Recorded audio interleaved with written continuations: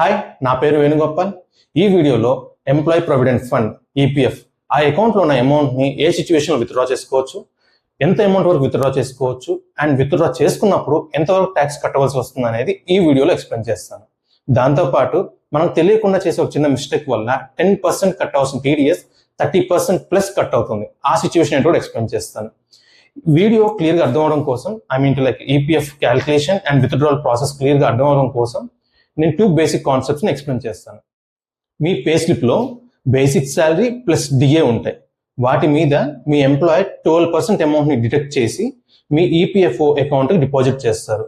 At the same time మీ employer కూడా మీరు ఎంతైతే అమౌంట్ కాంట్రిబ్యూట్ చేశారో సేమ్ లెవెల్ ఆఫ్ అమౌంట్ని వాళ్ళు కాంట్రిబ్యూట్ చేయాలి. ఈ అమౌంట్ని ఈపీఎఫ్ అకౌంట్లో డిపాజిట్ చేయాలి. దానికి ఒక నెంబర్ ఉంటుంది, అదే యూఏఎన్, యూనివర్సల్ అకౌంట్ నెంబర్ అంటారు. ఇన్ కేస్ మీరు ప్రైవేట్ ఎంప్లాయీ ఉంటే మీ పే స్లిప్లో ఓన్లీ బేసిక్ శాలరీ మాత్రమే ఉంటుంది. ఇంకో ఇంపార్టెంట్ పాయింట్, మీరు జాయిన్ అయ్యేటప్పుడు మీ బేసిక్ శాలరీ లెస్ దెన్ 15,000 ఉందంటే మీ ఎంప్లాయర్ 3.67% మాత్రమే పిఎఫ్కి కాంట్రిబ్యూట్ చేస్తారు. రిమైనింగ్ 8.33%ని ఎంప్లాయీ పెన్షన్ స్కీమ్కి కాంట్రిబ్యూట్ చేస్తారు. Employee pension scheme withdrawals EPF కంటే కూడా చాలా స్ట్రిక్ట్గా ఉంటాయి. ఇన్ కేస్ ఆ రూల్స్ గురించి తెలుసుకోవాలనుకుంటే కామెంట్ సెక్షన్లో మెన్షన్ చేయండి, సపరేట్ వీడియోగా చేస్తాం. ఇంకో ఇంపార్టెంట్ బేసిక్ కాన్సెప్ట్ ఏంటంటే 5-year రూల్.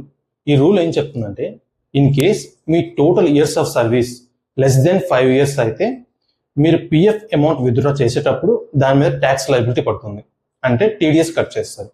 అదే కానీ మీ total years of service more than 5 years అయితే ఆ సిచ్యువేషన్లో ఎటువంటి ట్యాక్స్ లయబిలిటీ ఉండదు, టీడీఎస్ కూడా కట్ చేయరు.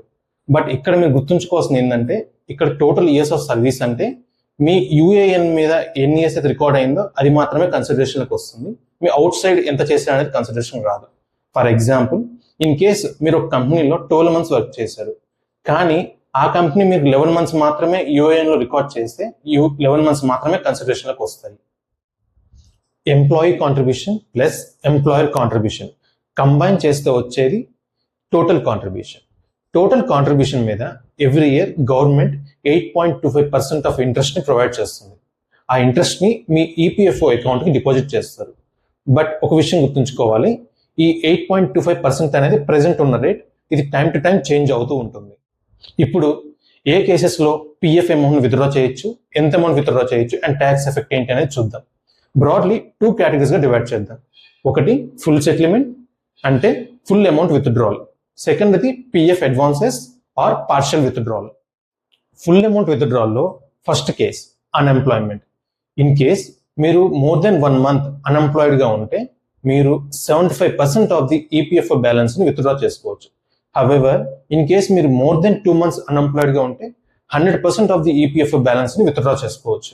బట్ నోట్ చేసుకోవాల్సి ఏంటంటే, ఇన్ కేస్ మీ total years of service less than 5 years అయితే 10% టీడీఎస్ కట్ అవుతుంది. అదే కానీ మీ total years of service more than 5 years అయితే ఇది ట్యాక్స్ ఎగ్జామ్ కేస్, సో ఎటువంటి టీడీఎస్ కట్ అవ్వదు మీకు. సెకండ్ కేస్, ఇన్ కేస్ మీరు పర్మనెంట్గా అబ్రాడ్కి మూవ్ అవుతుంటే మీరు ఫుల్ ఈపీఎఫ్ బ్యాలెన్స్ని విత్డ్రా చేసుకోవచ్చు. ఇది ఒక ట్యాక్స్ ఎగ్జామ్ కేస్, అంటే ఈవెన్ దో మీరు లెస్ దెన్ 5 years వర్క్ చేసినా కూడా మీకు ట్యాక్స్ పడదు. హవెవర్, కొన్నిసార్లు ఈపీఎఫ్ డిపార్ట్మెంట్ వాళ్ళు టీడీఎస్ డిడక్ట్ చేస్తారు, బట్ మీరు దాన్ని రిటర్న్ ఫైల్ చేసి రీఫండ్ తెచ్చుకోవచ్చు. Next case retirement and early retirement. Retirement అంటే మీ ఏజ్ 58 years ప్లస్ ఉంటే రిటైర్మెంట్ అంటారు. ఈ సిచ్యువేషన్లో మీరు 100% ఆఫ్ ది ఈపీఎఫ్ బ్యాలెన్స్ని విత్డ్రా చేసుకోవచ్చు, ఎటువంటి ట్యాక్స్ కూడా ఉండదు. Next early retirement. ఇది మీ ఏజ్ మోర్ దెన్ 54 years అయితే అలాంటప్పుడు 90% ఆఫ్ ది ఈపీఎఫ్ బ్యాలెన్స్ని విత్డ్రా చేసుకోవచ్చు. అట్ ద సేమ్ టైం ఇది కూడా ట్యాక్స్ ఎగ్జామ్ కేస్, మీకు ఎటువంటి ట్యాక్స్ పే చేయాల్సిన అవసరం లేదు, సో టీడీఎస్ కట్ అవ్వదు. ఫుల్ అమౌంట్ విత్డ్రాల్లో last case death or permanent physical incapacity. అంటే in case of death full amount withdraw చేయొచ్చు, ఎటువంటి ట్యాక్స్ ఉండదు, ఈవెన్ దో మీ total years service less than 5 years అయినా. In case of permanent physical ఇన్కెపాసిటీలో కూడా ఫుల్ అమౌంట్ విత్డ్రా అవుతుంది, దీంట్లో కూడా ఎటువంటి ట్యాక్స్ లయబిలిటీ మీకు ఉండదు. Second category partial withdrawal. దీంట్లో ఫస్ట్ కేస్ మెడికల్ ఎమర్జెన్సీ. మీకు కానీ మీ ఫ్యామిలీ మెంబర్స్కి కానీ ఏదైనా మెడికల్ ఎమర్జెన్సీ సిచ్యువేషన్ క్రియేట్ అయితే మీరు పిఎఫ్ బ్యాలెన్స్ని విత్డ్రా చేసుకోవచ్చు. ఇది ట్యాక్స్ ఎగ్జామ్ కేస్, మీకు ఎటువంటి ట్యాక్స్ లయబిలిటీ ఉండదు, ఈవెన్ దో మీ total years service less than 5 years అయినా కూడా. ఎంత అమౌంట్ విత్డ్రా చేసుకోవచ్చు అంటే 6 times of your basic salary లేదా ఎంప్లాయీ కాంట్రిబ్యూషన్ ప్లస్ ఇంట్రెస్ట్. వీటిలో ఏది లోయెస్ట్ అయితే అది తీసుకోవచ్చు. బట్ నోట్ చేసుకోండి, మీరు ఎంప్లాయర్ కాంట్రిబ్యూషన్ని విత్డ్రా చేసుకోలేరు. మెడికల్ ఎమర్జెన్సీ కేసులో ఎన్నిసార్లు అయినా సరే మీరు ఈపీఎఫ్ బ్యాలెన్స్ని విత్డ్రా చేసుకోవచ్చు. అండ్ ఇంకో పాయింట్, దీనికి మినిమం టైం పీరియడ్ అంటే ఏం లేదు. మీరు జాయిన్ అయిన ఫస్ట్ డే నుంచి ఎప్పుడైనా సరే ఈపీఎఫ్ బ్యాలెన్స్ని విత్డ్రా చేసుకోవచ్చు. Next case marriage. మ్యారేజ్ మీదై ఉండొచ్చు, లేదా మీ పిల్లలది అయి ఉండొచ్చు, లేదా మీ బ్రదర్స్ ఆర్ సిస్టర్స్ అయి ఉండొచ్చు. ఈ 3 కేసెస్లో ఎప్పుడైనా సరే మీరు పిఎఫ్ బ్యాలెన్స్ని విత్డ్రా చేసుకోవచ్చు. కానీ only 50% of our employee share plus interest మాత్రమే విత్డ్రా చేసుకోగలరు. ఎంప్లాయర్ షేర్ని టచ్ చేయలేరు. దీనికి minimum 7 years of service requirement ఉంది. మీకు లెస్ దెన్ 7 years సర్వీస్ ఉంటే మీరు పిఎఫ్ బ్యాలెన్స్ని విత్డ్రా చేసుకోలేరు. ఈ ఆప్షన్ని మీ కెరియర్లో మ్యాక్సిమం 3 times మాత్రమే యూజ్ చేసుకోగలరు. Next case higher education. అది మీ హైయర్ ఎడ్యుకేషన్ అయి ఉండొచ్చు, లేదా మీ పిల్లల హైయర్ ఎడ్యుకేషన్ అయి ఉండొచ్చు. బోత్ కేసెస్లో మీరు maximum 50% of the employee share plus ఇంట్రెస్ట్ని విత్డ్రా చేసుకోగలరు. ఎంప్లాయీ షేర్ని విత్డ్రా చేయలేరు. దీనికి minimum 7 years of service experience ఉండాలి. అట్ ద సేమ్ టైం దీన్ని మ్యాక్సిమం 3 times మాత్రం విత్డ్రా చేయగలరు. బట్ నోట్, 3 times అనేది marriage plus higher education combine చేసి 3 times దాటకూడదు. Next, house purchase. ఎయిదర్ అది మీ పేరు మీద ఉండొచ్చు, లేదా మీ ప్లస్ మీ లైఫ్ పార్ట్నర్ పేరు మీద కూడా ఉండొచ్చు. దీనికి ఎంత అమౌంట్ విత్డ్రా చేసుకోవచ్చు? Either 24 times your basic salary, లేదా employee plus employer combined balance. వీటిలో ఏది తక్కువ బ్యాలెన్స్ అయితే అది విత్డ్రా చేసుకోవచ్చు.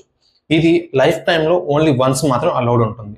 దీనికి minimum 5 years of service experience ఉండాలి. Next case house loan repayment. House మీ పేరు మీద ఉండొచ్చు, లేదా మీరు ప్లస్ మీ లైఫ్ పార్ట్నర్ పేరు మీద కూడా ఉండొచ్చు. ఎంత అమౌంట్ విత్డ్రా చేసుకోవచ్చు? 36 times of your basic salary, లేదా employer plus employee contribution combined. వీటిలో ఏది లోయెస్ట్ ఉంటే ఆ బ్యాలెన్స్ విత్డ్రా చేసుకోవచ్చు. ఇది లైఫ్ టైంలో ఓన్లీ వన్స్ మాత్రం అలౌ చేస్తారు. దీనికి minimum 10 years of service experience ఉండాలి. నెక్స్ట్ కేస్ హౌస్ రినోవేషన్ లేదా రిపేర్. దీనికి మీకు minimum 5 years of service experience ఉండాలి. అట్ ద సేమ్ టైం ఆ హౌస్ అనేది మినిమం 5 years ఓల్డ్ అయి ఉండాలి. ఎంత అమౌంట్ విత్డ్రా చేసుకోవచ్చు? 12 times of your basic salary, లేదా employee plus employer combined contribution, whichever is lower తీసుకోవచ్చు. ఫైనలీ, ఇన్ కేస్ మీరు మీ ఈపీఎఫ్ అకౌంట్కి పాన్ నెంబర్ లింక్ చేయకపోతే ఎక్కడైతే 10% టీడీఎస్ డిడక్ట్ చేయాలో అదే ప్లేస్లో 30% టీడీఎస్ని డిడక్ట్ చేస్తారు. అండ్ ఇంకో పాయింట్, ఇన్ కేస్ మీ total income less than basic exemption లిమిట్లో ఉంటే మీరు ఫామ్ 15G లేదా 15H సబ్మిట్ చేస్తే మీకు ఆ 10% టీడీఎస్ కూడా డిడక్ట్ చేయరు. 15G అనేది ఎవరు ఏజ్ అయితే లెస్ దెన్ 60 years ఉంటుందో వాళ్ళు సబ్మిట్ చేయాలి. 15H అనేది మోర్ దెన్ 60 years ఉంటే వాళ్ళు సబ్మిట్ చేయొచ్చు. ఇంకో ఇంపార్టెంట్ పాయింట్ ఏంటంటే మీకు minimum 5 years of service experience ఉండాలి. ఈ వీడియో కానీ మీకు ఇన్ఫర్మేటివ్ అనిపిస్తే మీ ఫ్రెండ్స్ అండ్ ఫ్యామిలీ మెంబర్స్కి షేర్ చేయండి. Thank you. Will meet you in the next video.